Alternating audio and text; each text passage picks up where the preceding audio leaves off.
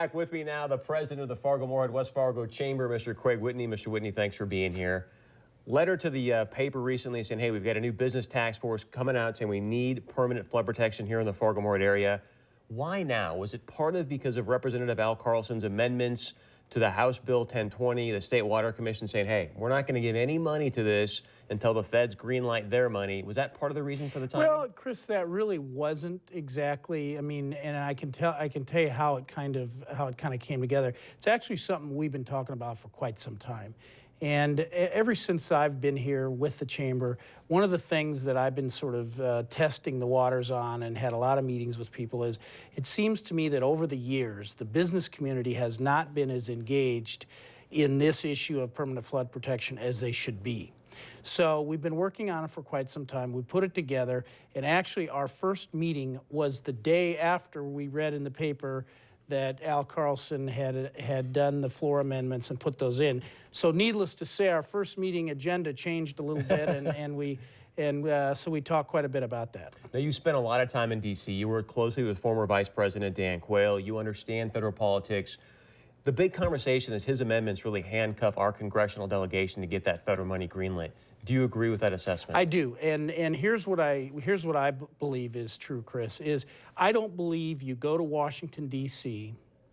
anytime, but particularly in the environment that we're in right now with sequestration and developing a budget, going through all that process, severe cuts that are needed, and go in with your hands out asking for a large sum of money like this project will take, and not be able to ask what I believe would probably be one of the first questions asked at a hearing, and that is, well, tell us what the local skin in the game is, to use that analogy. Tell us what the commitment from your two states, your communities, your regions, your counties is, and to be there and say, well, we're not sure yet. They're waiting to see what Uncle Sam's going to do.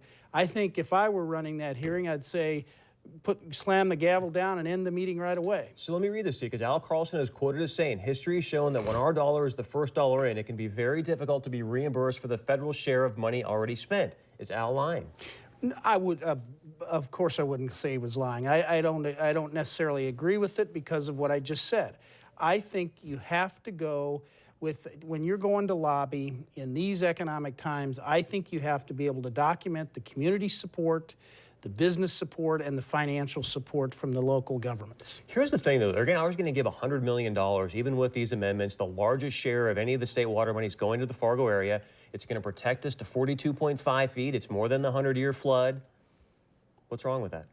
Well, you know, people just are sometimes focused on the 100-year flood. I mean, what if we have something catastrophic? And what this group is focused on is making sure that something like happened in Grand Forks does not happen here. And we want to have it all planned out. We want to be able to, you know, what people forget, I think, sometimes, Chris, is this is an economic development issue. I mean, this is when the Economic Development Corporation goes around the country and lobbies and talks to businesses about considering moving here. You know, one of the first questions that they're faced with is, well, aren't you the state that closes down every spring for flooding? And we need to get over that hump. So let me ask you this. What's the % chance that we go over this 100-year flood mark? I couldn't answer that, Chris, for sure. Would you say it's less than 3%? I wouldn't even venture a guess. I'd leave that to the experts. Okay, well, I would say it's less than 3%. I've got a business plan here that says, hey, we've got a 3% chance of success. Would you invest in that? Well, you know, I guess when you put it that way, yes. But yeah, I don't think people understand. No. I get, repeat the question again. I've got a business plan here with 3% chance of success rate. Would you invest in that business? Oh, of course not. Okay, so that's what I think people are saying. Why invest $2 billion into something that's got less than a 3% chance of even happening? Well, again, you know, I think we get bogged down in not understanding that this is a serious challenge. And it's also a retention challenge.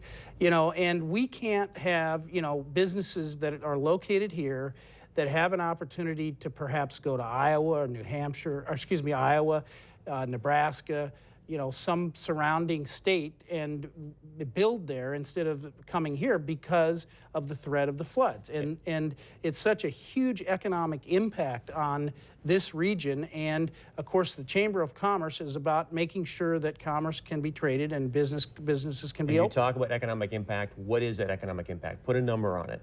Well, I've seen numbers that I think it's well over $4 billion, I think is one of the numbers, if I have that correct. And, of course, there's literally, I think, billions and billions of, money that people earn here in this region. It's very significant. And, the other thing is, people don't get focused enough on this. This is a regional issue. This is not a Fargo issue. It's not a Moorhead issue. 60% of the people that live and work in Clay County come over here. And it's very important that they can get across that river and get to work here. But how do you justify that when you just saw the number is $11 billion in ag money for the state of North Dakota in 2012? That's a lot of dough, and you and I both know that $4 billion number you just used, a lot of that's because of ag-related money. We're talking about wiping out 50,000 acres, some of the best ag land on the planet. Well, I don't necessarily agree with that. And I think, again, part of what our task force is doing is there are so many misconceptions out there, mistruths about what this will do. And it doesn't necessarily, as I understand it, permanently take out farmland. And there's so many variables that are involved in it. And, I guess the way we came to this decision in terms of the chamber and working closely with the Economic Development Corporation is all of these factors. But we want to be able to get the true facts out to people on just what's involved. Tell you what I'd love to do. I'd love to get somebody from the MNDAC Upstream Coalition on with you in the near future. Would you be willing to do that? Absolutely. Great. Mr. Whitney, thanks for your time. Thanks, Appreciate Chris. it. Stay close. As always, when we come back, we're going to get to your feedback. And please join the conversation. What's the trade-off between economic development and obviously we all know the impact of ag here in the Valley? Your thoughts on that? You can let us know by going to our website, 630pov.com. We'll be right back.